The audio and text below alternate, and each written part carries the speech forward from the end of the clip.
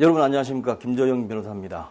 오늘은 공정의 효력에 관해서 한번 알아보도록 하겠습니다. 여러분 사시면서 공정이라는 얘기 많이 들으셨죠?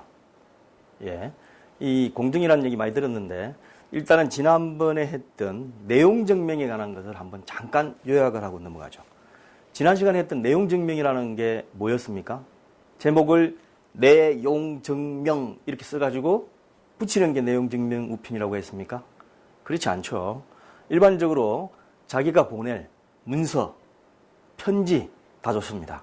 그러니까 그 보낼 문건을 세부를 작성을 해서 우체국에 가서 내용 증명 우편으로 보내주십시오.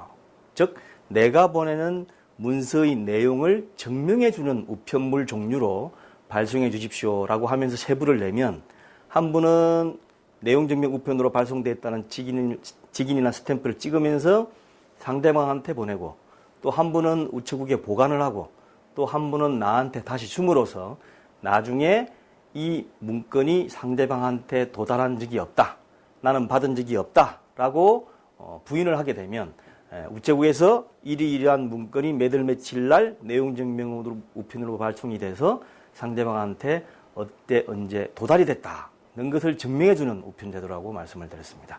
그래서 사용하기도 아주 수월하니까 쉽게 한번 사용해 보시기 바랍니다. 오늘은 이제 공정인데, 흔히 우리가 살면서 남한테 돈을 빌려주고 차용증을 받기가 쉽지가 않습니다.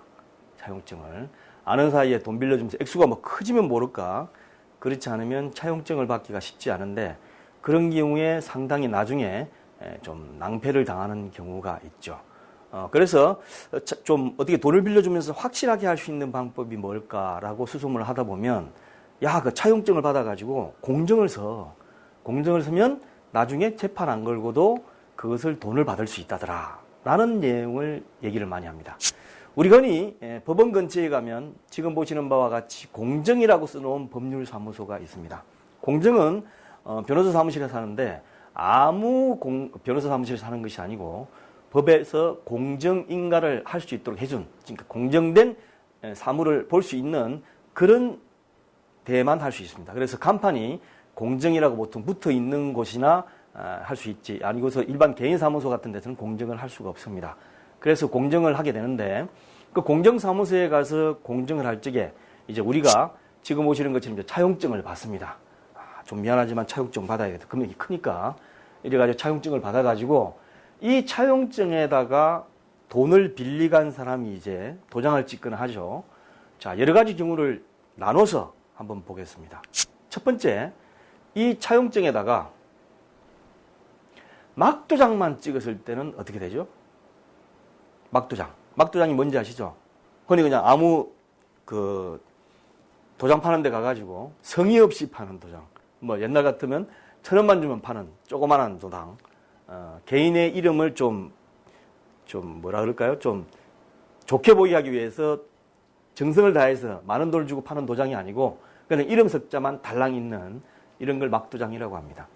이 막도장은 아무나 팔 수 있죠, 그죠? 돈만 주면. 그래서 이렇게 막도장을 찍었을 때 효력이 어떻게 되죠? 차용증에다가 막도장을 찍었을 때.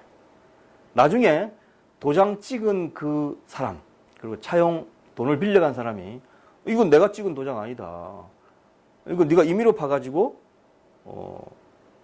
찍은 거 아니냐, 그리고 난 이 차용증 쓴 적이 없다 라고 하면 아주 낭패를 당할 수가 있습니다. 변호사가 왜 저렇게 잘 나가다가 안 되는 경우만 이 얘기를 하냐 이렇게 얘기하는데, 제가 상담해 드리는 경우는 잘못됐을 때를 대비해 가지고 말씀을 드리고 자문을 해드리는 거기 때문에 잘 될 때를 상정하는 게 아닙니다. 잘 된다면 서면 한 장도 안 받고 뭐 수십억이나 수백억 빌려줄 때 있죠.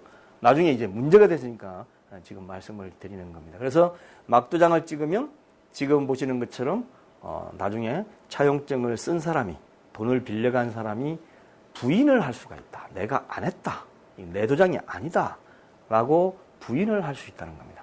그 다음에 두 번째, 인감도장을 찍을 때는 어떨까요? 막도장보다는 조금 낫겠죠. 막도장보다는 인감도장이 찍었을 때 어떠냐면, 자, 인감도장을 찍었을 때 상대방이 나중에 가서 이거 내 인감도장이 아니다 이래버리면은 여기에 찍힌 도장이 인감도장이라는 것을 증명해야 됩니다. 그러려 그러면 이 인감도장이 찍힌 인감증명서를 발부받아야 되는데 우리가 쉽게 발부받을 수 있는 게 아니죠. 그래서 인감도장을 찍었을 때도 마찬가지 불편함은 있습니다. 그 다음에 가장 확실하다고 생각되는 인감도장을 찍고 인감증명서까지 붙였을 때 그러면 어떻게 되죠?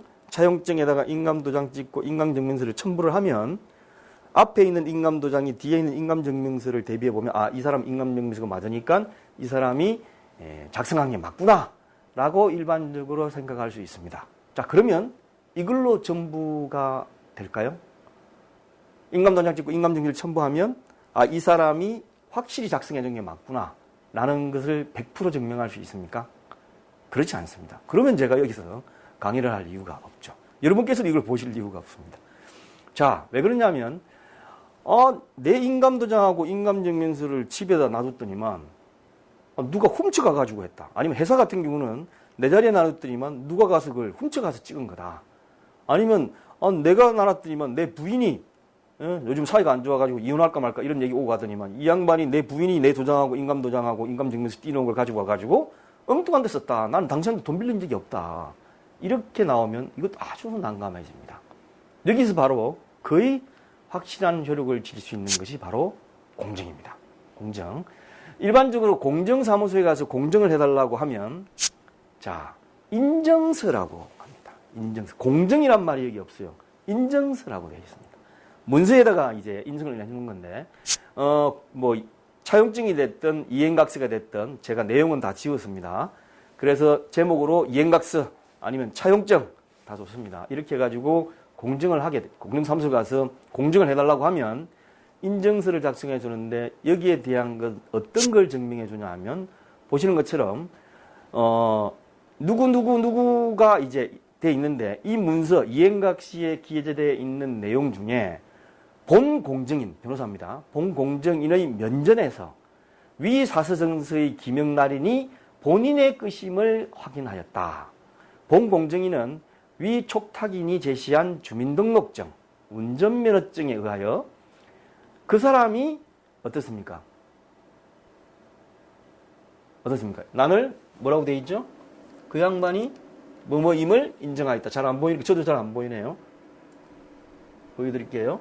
아, 그 사람이 틀림없음을 인정하였다. 이렇게 된 틀림없음을 인정하였다. 인정하였다. 이것이 뭐냐면 자 보십시오. 차용증이 됐든 이행각서가 됐든 공증사무실에 가면 반드시 본인 신분증하고 본인이 가야 됩니다. 물론 대리로 인감도장과 인감증명서를 듣고 그 사람 신분증까지 해가지고 대리로 가는 경우가 있지만 대부분은 본인이 직접 가서 하게 되면 변호사가 그 사람 신분증하고 그 사람이 맞는지를 보고 그 사람이 여기 이행각서 또는 차용증에 도장 찍었다는 것을 인정해 주는 거예요. 그러면 특별한 아주 예외적인 사유가 아닌다. 뭐 쌍둥이가 또 있었다라든지 이런 게 있지 않는 이상은 이 인증서의 문서만 가지고 어떻습니까? 나중에 소송이 붙으면 법원에서는 이 사람이 가서 이 사람이 도장 찍고 이 사람이 이 앞에 있는 이 문서를 작성한 게 맞구나 라고 인정을 해줘 버리는 거죠. 그게 인정의 효과입니다.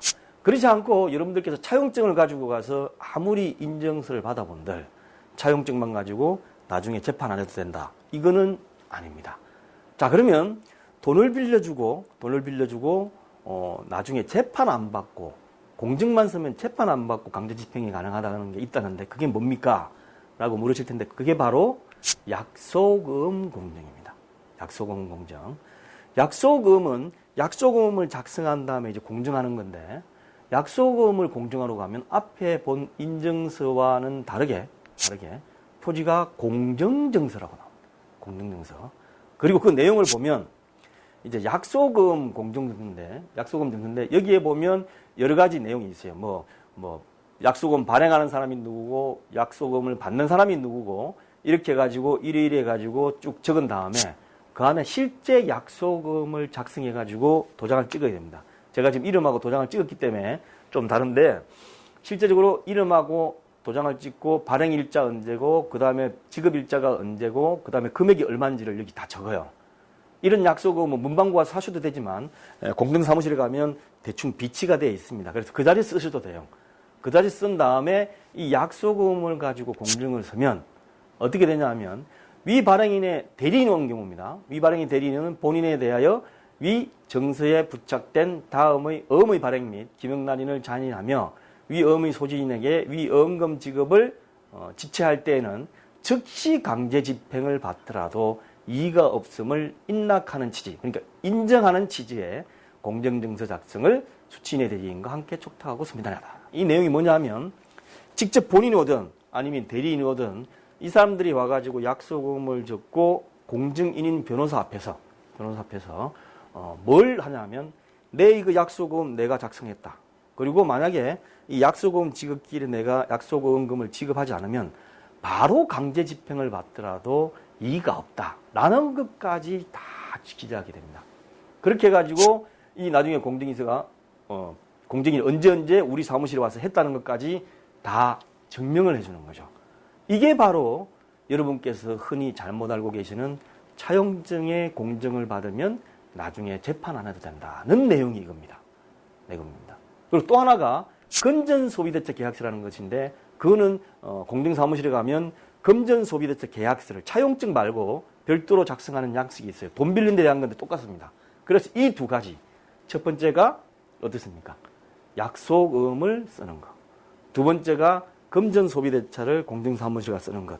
이 두 가지를 공증할 적에는 각각 공증인법과 민사집행법이라는 법률이 해가지고 나중에 별도로 소송을 제기 안 하더라도 바로 경매 같은 강제 집행을 할 수 있도록 되어 있는 겁니다. 그래서 여러분께서 차용증에 관해서 공증을 하면 나중에 재판 안 해도 된다. 이런 것은 생각하시면 안 됩니다. 자, 요약하겠습니다. 공증의 효력은 첫 번째 흔히 말하는 문서에 대한 인정을 받는 경우는 다른 강제 집행에 대해서 효력이 주어지는 것이 아니고 오로지 그 사람이 직접 작성한 거구나 라는 것만 인정해주는 효력이 있다. 두 번째, 재판을 안 받고 나중에 금전을 빌려주고 나서 강제 집행을 바로 할 수 있는 것은 두 가지인데 첫 번째는 약속음을 작성을 하고 공증을 받는 법. 두 번째, 금전소비대책 계약서라는 것을 일단 가서 그냥 작성을 해서 돈 언제 빌려주고 변제할 때는 언제고 이렇게 간단한 금전소비대책 계약서를 공증사무실에 작성해서 공증받을 때 이 두 가지만 있다는 것을 염두에 두시기 바랍니다. 자, 기존에 지금 알고 계시던 거하고 헷갈리시면 안 됩니다. 자, 그러면 다음 시간에 또 뵙도록 하겠습니다. 자, 신간관계상 앞에 음악과 뒤에 음악은 이번 시간에는 뺐습니다. 자, 다음 시간에 또 뵙겠습니다. 감사합니다.